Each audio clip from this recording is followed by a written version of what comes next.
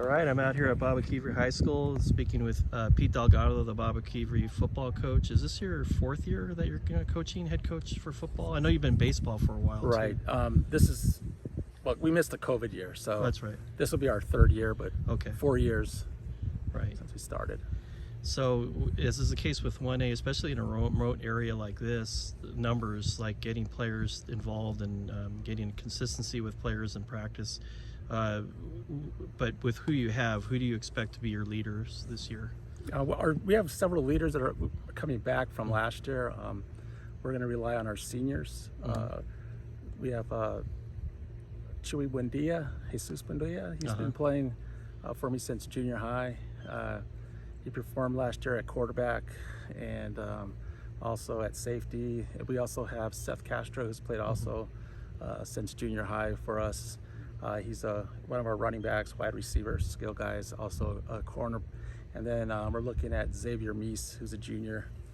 He'll be back. He'll be our quarterback this year. So he's a multiple sport athlete. Great. But you do have a short roster right now. Hopefully more guys will come out. But what you do have coming back, there was a good core from last year. I mean, talk about that, how that good core that's returning from last year. Right. Last year was a learning process for a lot of the guys because we missed the year before with COVID. We didn't play in 2020. So a lot of the guys, when they came back last year, it was a little bit of a push to get them back physically fit, learn the game. We had a lot of young guys on the team who hadn't played since junior high. So getting them from junior high level up to high school, it's a huge change for them.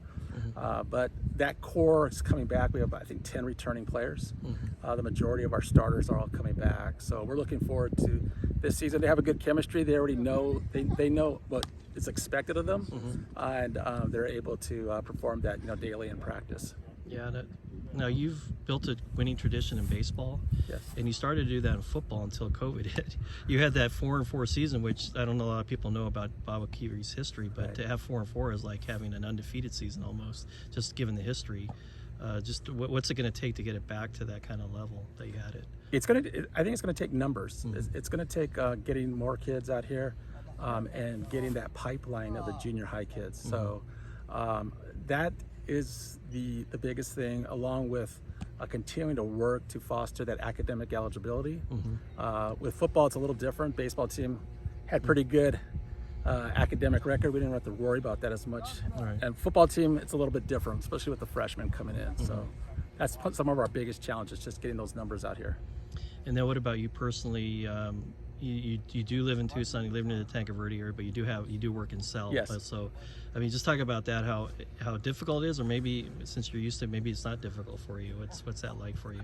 I've been working for the nation for a long time, since 1990. So the drive is something that you just get used to. Yeah. And now with mobile technology and everything hands-free, you can do, that it's an hour 40 drive to back to Tanque Verde, but you can do a lot of work, phone calls and everything on the way in and on the way out. So, at my age, it's starting to gets a little tiring to make that drive, but I enjoy it, and so I'm going to do it as long as I'm physically, able to do it and enjoy it.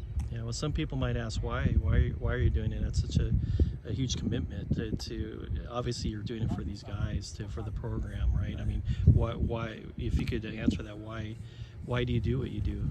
I think, I worked out here for a long time, and I worked part of the time I was here as a prosecutor, juvenile prosecutor, working with the kids, and on that end, and seeing the lack of opportunities out here. And now as director of housing, one of the things we've tried to do is, and that we've done over the last 11 years, is increase the number of houses we have, opportunities. We're building a huge facility in the center of the nation for rec center and fitness facilities. So trying to, a Saturday night here, Friday night, there's not a lot of things for the kids to do except get in trouble. So football, baseball, it keeps them, it keeps them focused on the grades.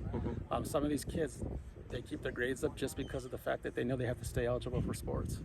So that's the biggest thing for me is having that opportunity to work with our student athletes. Right, and your son has a background here. Now he's coaching the girls basketball team at Sunnyside.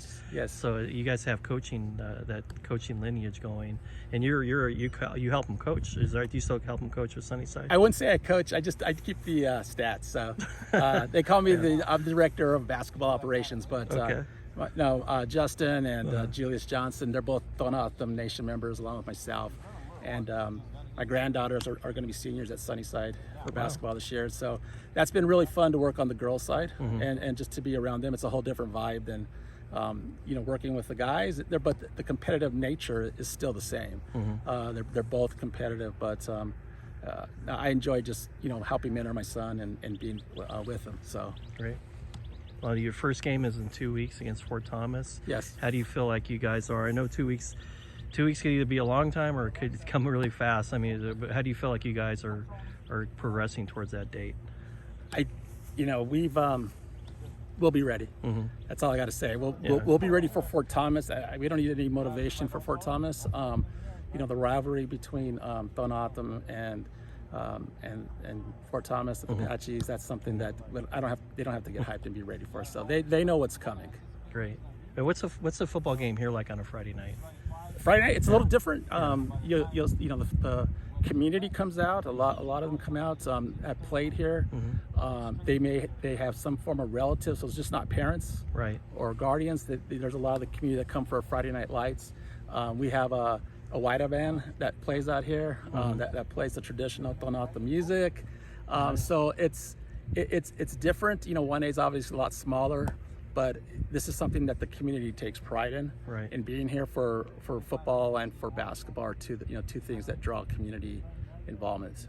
Great. Well, thank you for the time. I know you have to get ready for your guys, and best of luck this season. Look forward to seeing how you guys develop in full season. Hopefully, yeah. So good luck to you. Thank you. Thank you.